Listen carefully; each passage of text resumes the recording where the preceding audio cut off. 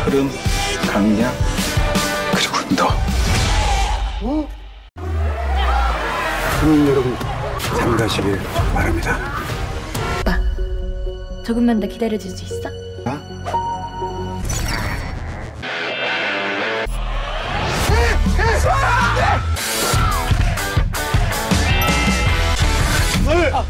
Hello guys, কেমন আছো সবাই? আশা করি সবাই খুব ভালো আছো। আজকে আমরা দক্ষিণ কোরিয়ার একটা সিনেমা সম্পর্কে জানতে চলেছি, my daughter is a zombie. সিনেমাটি এই বছরে রিলিজ পেয়েছে, খুব বেশি দিন হয়নি, এবং সিনেমাটার কাহিনীটাও মোটামুটি ইন্টারেস্টিং। আর এই কারণে সিনেমাটার IMDb রেট হচ্ছে 10-এ 6.8, যথেষ্ট ভালো রেটিং জম্বি সিনেমা হিসেবে। এবং এই সিনেমাতে আমরা দক্ষিণ কোরিয়ার জনপ্রিয় অভিনেতা জো জং সুককে দেখবো। তো যাই হোক, আমরা মূল ভিডিওতে চলে যাই। তো সিনেমার গল্পের শুরু হয় লি জং থেকে, যিনি একজন অ্যানিমেল ট্রেনার এবং তার টাইগার ট্রেন করার অনেক বছর অভিজ্ঞতা রয়েছে। তো তিনি একদিন তার কাজের সময় তেরাং ডান্সিং স্কিল দেখাচ্ছিলেন। তেরাং হয়তো কোনো একটা ডান্সিং স্টাইল। আর এই দিকে আমরা জানতে পারি তার একটা মেয়ে রয়েছে যার নাম হচ্ছে সুয়া, আর সেও তার ডান্স কম্পিটিশনের জন্য প্র্যাকটিস করছিল। আর তখনই সেখানে লিজং তার রুমে আসে এবং সে করে কি, তার যে তেজাং মানে ক্লাসিক যে ডান্সের স্টাইল, সেই স্পেশাল স্টেপটা শেখায়, কিন্তু এগুলো ব্যাকডেটেড এবং হাসির পাত্র হবে। তো যেটার উপরে সুয়ার যথারীতি কোনো আগ্রহ নেই, তো এই জন্য সে বাবাকে বাইরে ঠেলে পাঠিয়ে দেয়। আর এই দিকে দেখা যায় ওদের যে বিড়ালটা রয়েছে সেটাও একটা পুংটা। সারাদিন টিভিতে বিড়াল দেখে চোখের শান্তি নেয়। তো যাই হোক, আজকে সুয়ার জন্মদিন, আর তাই ওর বাবা ওর জন্য কেক নিয়ে এসেছে, আর দাদিও ভিডিও কল করে জন্মদিনের শুভেচ্ছা দিচ্ছিল।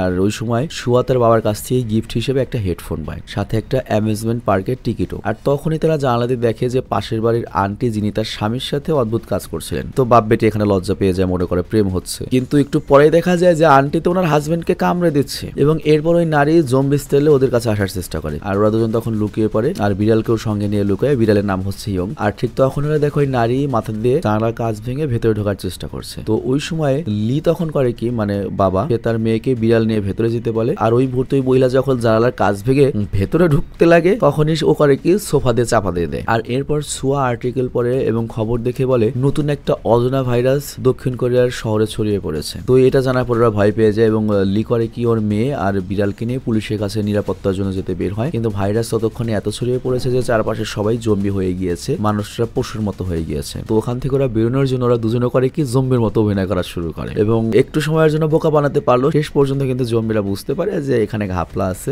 এবং ওদের দুজনকে একটা দৌড়ানি দেয়। ওরা দুজন কোন রকমে দৌড়িয়ে লুকিয়ে পড়ে। আর তখন লি দেখে যে কিছু লোক গাড়ি দিয়ে পালাচ্ছে। তো সে করে কি, বিড়ালকে ওর মেয়ের কাছে রেখে গাড়ি খুঁজতে যায়, এবং পথে আসা সকল জম্বিদের কাছ থেকে বাঁচতে বাঁচতে এগোচ্ছিল। আর এরপর ওরা ফাইনালি একটা গাড়িও পায়, আর কোন রকমের শোয়া কিনে সেখান থেকে পালাতে সক্ষম হয়। কিন্তু তখনই হঠাৎ করে সে শোয়ার মধ্যে একটা পরিবর্তন লক্ষ্য করে। লি দেখে ওর হাতে একটা কামড়ের দাগ। তো অ্যাকচুয়ালি লি যখন গাড়ি আনতে গিয়েছিল, তখন একটা জম্বি বাচ্চা পেছন থেকে শুয়ার হাতে কামড়ে দিয়েছিল। আর এ কারণে সে ধীরে ধীরে জম্বিতে রূপান্তরিত হতে শুরু করেছে, এবং সে লির উপর আক্রমণ করতেই যাচ্ছিল, কিন্তু লি শুয়ার হুডি দিয়ে ওর মুখটা আটকে দেয় এবং সিট বেল্ট দিয়ে শক্ত করে বেঁধে দেয়। আর এটা করতে গিয়ে গাড়ি অ্যাক্সিডেন্ট হয়, এবং শুয়ার মাথা বাড়ি লাগে হচ্ছে গাড়ির ড্যাশবোর্ডে, এবং অজ্ঞান হয়ে যায়। তো এই অবস্থায় লিওকে গ্রামে নিয়ে আসে, যেখানে ওর মা থাকতো। তো এরপর যখন লির মা বাড়িতে ফেরত আসে, সে দেখতে পায় তার বাড়িটা একদম লন্ডভন্ড হয়ে রয়েছে, এবং এইটা দেখে সে তো রেগে যায় যে তার নাতি কামড়া করছে। আর নাতির সঙ্গে যখন রাগারাগি করবে, তখন দেখে ওর নাতি উল্টা গর্জন করছে। তো তখন লি ওর মাকে বা শুয়ার দাদিকে বলে, মা এখন আর কিছু করো না, ওর মানুষ নেই। কিন্তু দাদি তো ভয় পায় না, শুয়া কথা না শোনায়। দাদি করে কি, তার নিজের পিঠের চুলকানে ডান্ডা দিয়ে শুয়ার মাথায় সেই লেভেলের একটা মার দিয়ে অজ্ঞান করে দেয়। মানে এটা আসলে একটা সিরিয়াস সিনেমা না, ট্রেন টু বুসানের মতো ফানি টাইপের সিনেমা, তবে ইমোশনও রয়েছে। তো যাই হোক, এরপর শুয়াকে বেঁধে রাখা হয়, আর লি তখন তার মাকে সকল ঘটনা খুলে বলে। আর এটা শুনে আর শুয়ার অবস্থা দেখে ওর মায়ের তো কান্নায় চলে আসে। তো এরপর নিউজে বলা হয় সরকার এই ভাইরাস ছড়ানো রোধ করতে পুরো চেষ্টা করছে, এবং সবাইকে অনুরোধ করেছে ইনফেক্টেড লোক থেকে দূরে থাকার জন্য। তো পরের দিন লি যখন হসপিটালে যায়, সে আশা করে হয়তো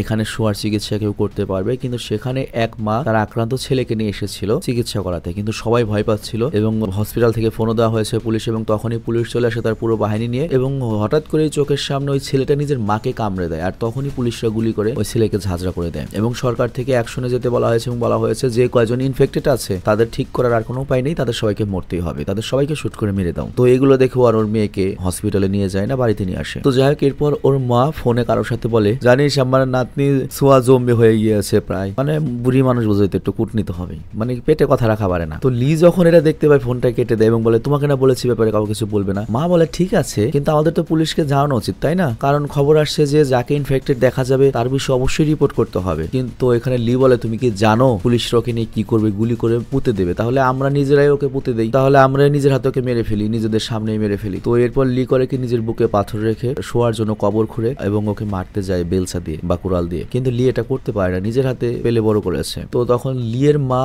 এই কাজটা করতে এগিয়ে আসে এবং এখানে আমরা দেখতে পাই লিয়ের মা মেরেই ফেলতো, কিন্তু লি লাস্টে এসে বাধা দেয় এবং এই কারণে ঝগড়া শুরু হয়ে যায়। কিন্তু ওই সুযোগে বেচারি শুয়া ভয়ে দড়ি খুলে পালিয়ে গিয়েছে। আবার ওইদিকে বিড়াল ইয়ং চিৎকার করে লিকে এটা দেখানোর জন্য যে বেটা দেখ চলে গেছে তোর মেয়ে। তো এরপর ওরা পুরো গ্রামে ওকে খুঁজে। তো লি তখন শুয়াকে খুঁজে পায় সেই জায়গায় যেখানে ছোটবেলাও মায়ের সাথে খেলতো। তো লি তখন বুঝতে পারে শুয়া বাকি জম্বির চেয়ে আলাদা, তার ভেতরে এখনো মানুষ বেঁচে রয়েছে, তা না হলে এই জায়গার কথাও কিভাবে মনে রাখলো। তো এটা নিশ্চিত করার জন্য করে কি সেই গানটা প্লে করে যেই গান দিয়ে ও ডান্স প্র্যাকটিস করতো এবং দেখা যায় শুয়া এখানে রিয়াক্ট করে, সে ডান্স করা শুরু করে। তবে সে কোনো কথা স্মুথলি বলতে পারছিল না, আবো আবো করছিল। তো তখন লির মধ্যে আসা যায় যে হয়তো ওর এই ব্যাপারটা দেখিয়ে ভাইরাসের প্রভাব বন্ধ করা যেতে পারে, কারণ যদি ব্রেনের সেরিব্রাল কর্টেক্স স্টিমুলেট হয়, ঠিক হয়ে যায়, বা সোয়ার যদি মেমোরি ফিরিয়ে আনা যায়, তাহলে তো এটা আবার ব্রেনের সেই কর্টেক্সকে মানে মেমোরিকে অ্যাক্টিভেট করবে এবং ভাইরাসের প্রভাব শেষ হয়ে যাবে। মানুষ যে এখন পশু হয়ে গিয়েছে সেটা থাকবে না। এবং বর্তমানে ডক্টররা কিন্তু এক্সপেরিমেন্ট চালাচ্ছে ইঁদুরের উপরে। তো শুয়া এখন একটা বড় হোপ, তবে তারপরেও সে মিডিয়ায় বা সামনে আনতে সাহস পায় না। তো যাই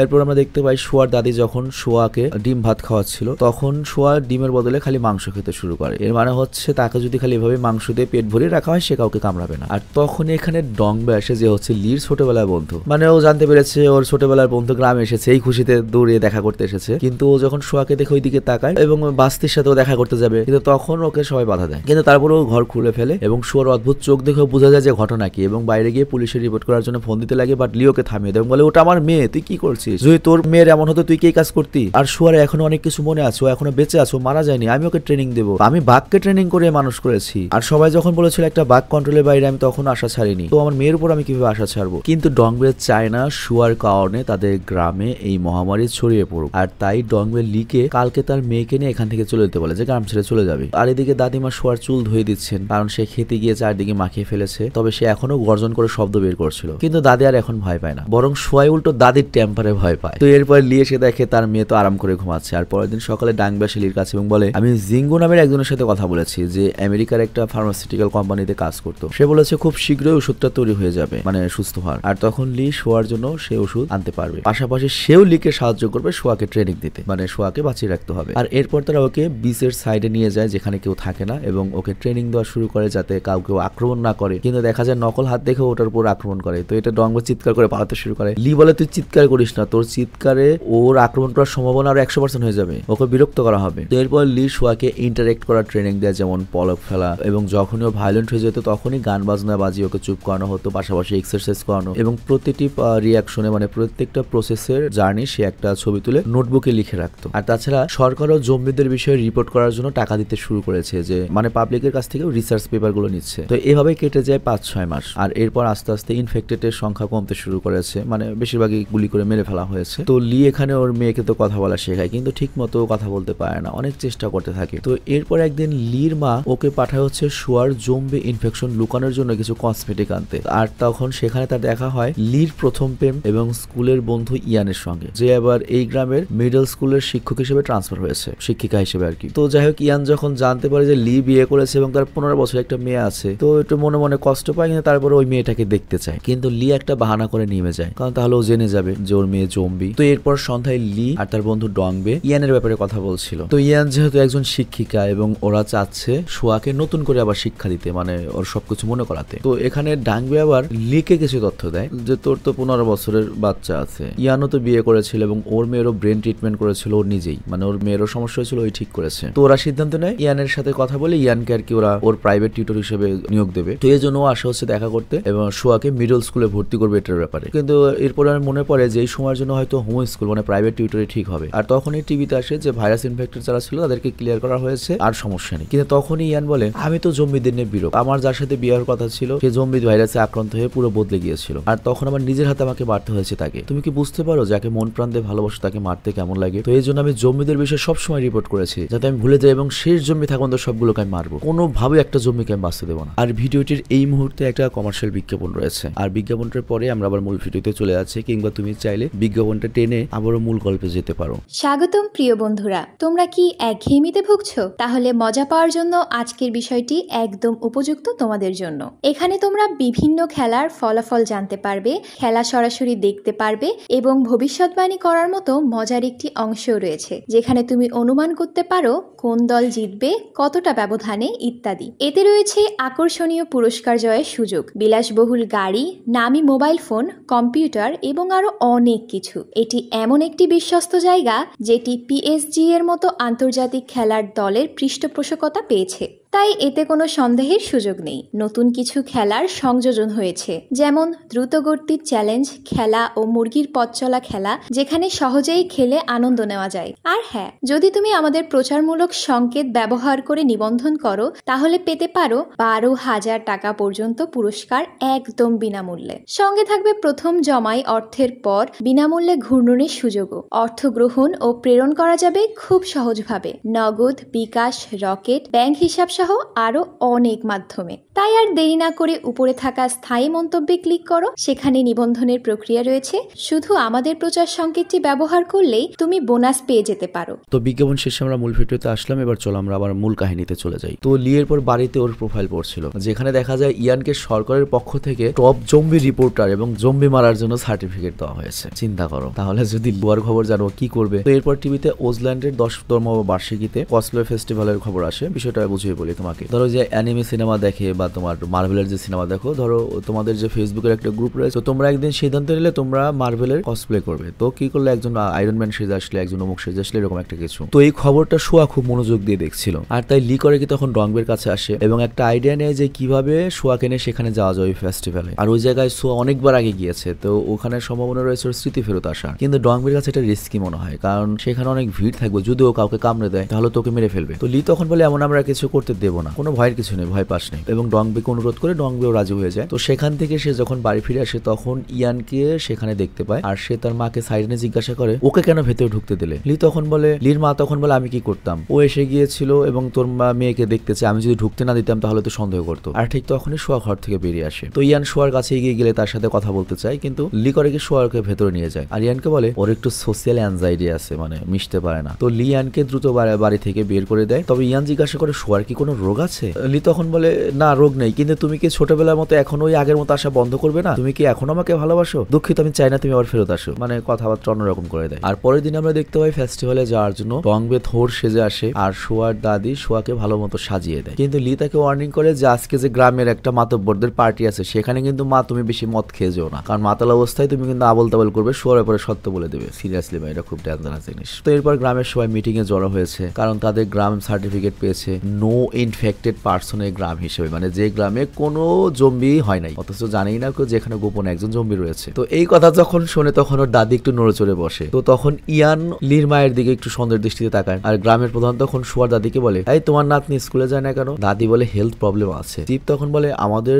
স্কুলের 40 বছর ইতিহাস রয়েছে, কিন্তু ছাত্রছাত্রী না হওয়ার কারণে এটা বন্ধ হতে চলেছে, সবাই খালি শহরে চলে যাচ্ছে, নতুন কোনো পোলাবান নাই, স্কুল বন্ধ হতে চলেছে, তোমার নাতনি যেহেতু এলাকায় থাকে তাকে স্কুলে পাঠাতেই হবে। তো দাদি তো প্রথমে নানা করে, কিন্তু একটু পরে যখন পার্টি শুরু হয়, জমজমাট হয়, দাদি তো অনেক বেশি ড্রিঙ্কস করে ফেলে এবং মেজাজ ফুরফুর হয়ে যায় এবং তিনি জোশে এসে দাদিকে বলেন আমি প্রথমে না করলেও আর ঠিক আছে, সমস্যা নেই, আমার নাতিকে আমি স্কুলে পাঠাবো। আবার এই দিকে কসপ্লের ফেস্টিভ্যালে তিনজন অনেক মজা করছিল, রাইডে চলা, ছবি তোলা। তো লি এখানে শোয়াকে নিয়ে গত বছরের ছবি দেখে মূল করানোর চেষ্টা করে, কিন্তু হঠাৎ করে শোয়ার কোনো একটা কিছু গন্ধ পায়। আর লি তখন ডংবের ওই মেডিসিনের অনুমোদনের ব্যাপারে কথা বলছিল, মানে ওই চিকিৎসার ওষুধ হয়তো খুব শীঘ্রই আসবে করোনার মতো, কিন্তু তখনই হঠাৎ করে শোয়া গায়েব হয়ে যায়। আর এইদিকে হাঁটতে হাঁটতে একটা মহিলার সাথে সে ধাক্কা খায়, আর ওই মহিলা এটা খেয়াল করে যে শোয়া অনেক অদ্ভুত ভাবে হাঁটছে এবং সন্দেহ লাগে, সে তাকিয়ে থাকে। আর এরপর শোয়া করে একটা দোকানে এসে চকলেট চুরোর দিকে তাকিয়ে থাকে, দোকানদার তাকে চুরে দেয়, আর সে মুখে নিয়ে হাঁটতে শুরু করে। দোকানদার বলে টাকা দাও, কারণ শোয়া তো কোনো টাকা ছেড়ে চলে গিয়েছো, আর ও তো শোয়া তো কথা বলতে পারে না। আবার এই দিকে আমরা দেখি ইয়ান এসেছে লির বাড়িতে এবং সে তার মায়ের কাছে শোয়ার ব্যাপারে সত্য বলতে বলে, কারণ সে জানে শোয়া জম্বি, এবং জিজ্ঞেস করে শোয়ার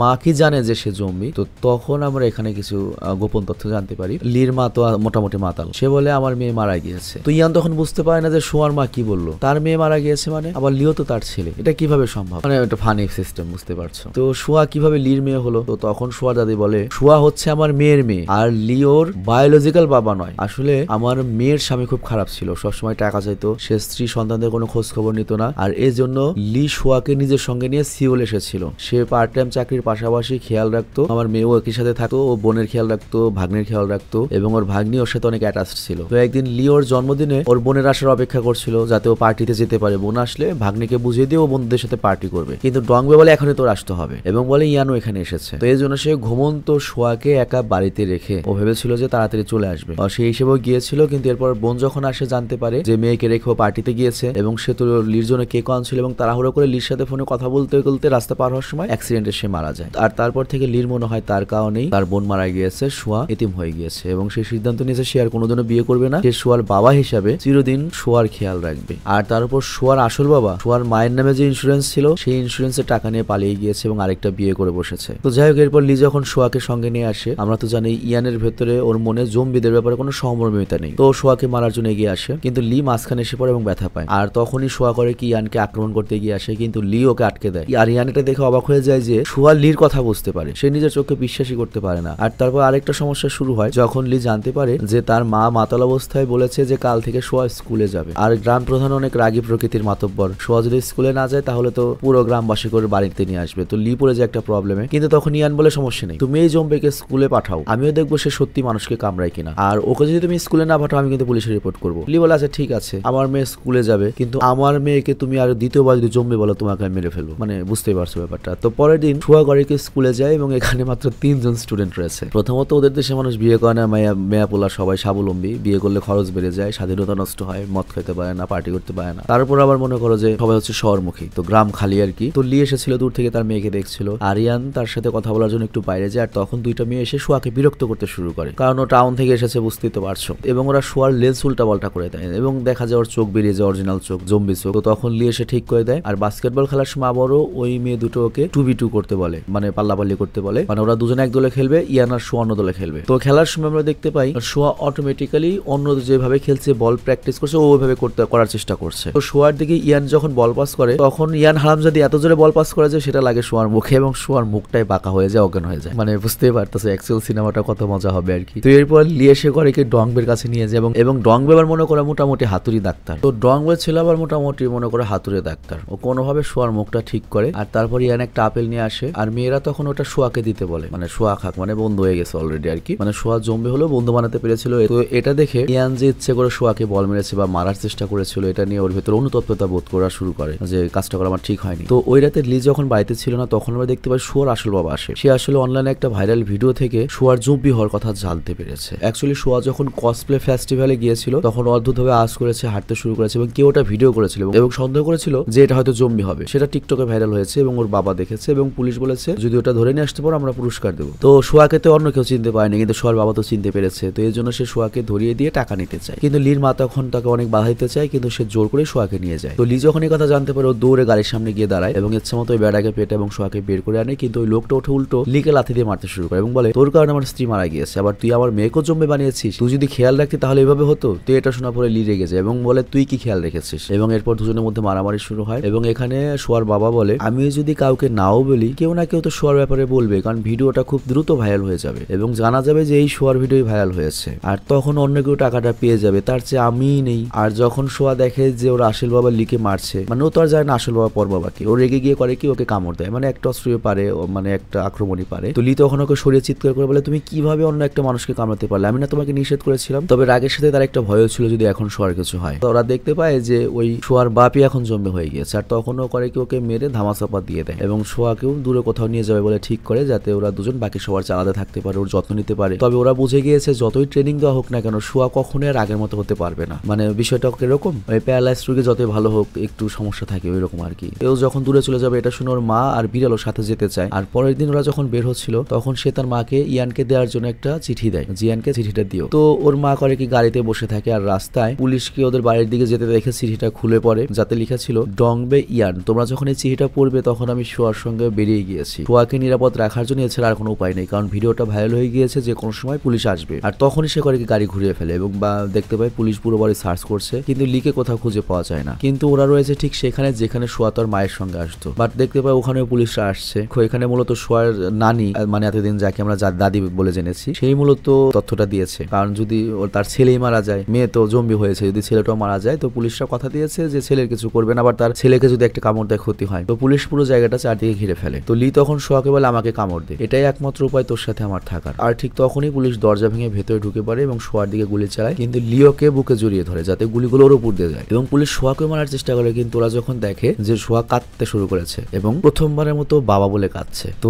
পুলিশ তখন আর গুলি করে না এবং বুঝতে পারে যে জম্বি থেকেও মানে ঠিক হচ্ছে আর কি, বা এটা পসিবল ঠিক হওয়া। তো পরের দৃশ্যে আমরা দেখতে পাই সোহা পুরোপুরি সুস্থ হয়ে গিয়েছে। আর এই সুস্থ হয়েছে কিভাবে, লির শরীরে অ্যান্টিবডি ছিল, সেটা কিভাবে হয়েছিল, সে যে সোহাকে রেগুলার ট্রেনিং করাতো, ছোটখাটো ওর ভেতরে মাঝে মাঝে সোহা কামড়াতো, খামচি টামচি দিত, তো এর ফলে কিন্তু লির ভেতরে ছিল অদম্য সাহস যে আমার কিছু হবে না। তো এই জন্য লির শরীরই ওই সোয়ার জম্বি ভাইরাসের বিরুদ্ধে অ্যান্টিবডি তৈরি করে ফেলেছিল। ব্যাপারটা অনেকটা এরকম সাপের যে অ্যান্টিডোট তৈরি করা হয়, ঘোড়াকে বারবার সাপের কামড় একটু একটু করে দিয়ে কি করা হয়, সহ্য ক্ষমতা করানো হয়, পর ওই রক্ত থেকে তোমার সাপের অ্যান্টিডোট কিন্তু তৈরি হয় সাপের বিষে। তো এরকম ভাবে আমাদের নিজেদের বডি কিন্তু এই ধরনের অসুখের তোমার অ্যান্টিডোট তৈরি করে। তো সেভাবে তৈরি হয়েছে অ্যান্টিডোট তোমার লির বডি থেকে। কিন্তু আমরা দেখতে পাই লি তো কোমায় রয়েছে, কারণ ওই যে গুলি থেকে বাঁচাতে গিয়ে ওর নিজে জম্বি হয়েছিল কামড় খেয়ে। তো সোয়া এরপর যখন সেই ডায়েরিটা পড়ে, যেটা লি ট্রেনিং এর সময় সবকিছু নোট করেছিল, ওর চোখে পানি চলে আসে। আর এর কয়েকদিন পরে আসে হচ্ছে সেই ডান্স কম্পিটিশনের দিন, এবং আমরা ওর পারফরমেন্স দেখি, এবং একই ভিডিওতে আবার এই একই ভিডিওটা ইয়ান লিকে দেখাচ্ছিল যাতে ও কোমা থেকে বাইরে বেরিয়ে আসতে পারে, মানে সেম গানটা। আর ঠিক তখনই লির আঙুল নড়ে ওঠে, মানে কয়েক মাস পরে ওর জ্ঞান ফেরে, আর এখানেই সিনেমাটি শেষ হয়। তো যাই হোক, নতুন সিনেমা হিসেবে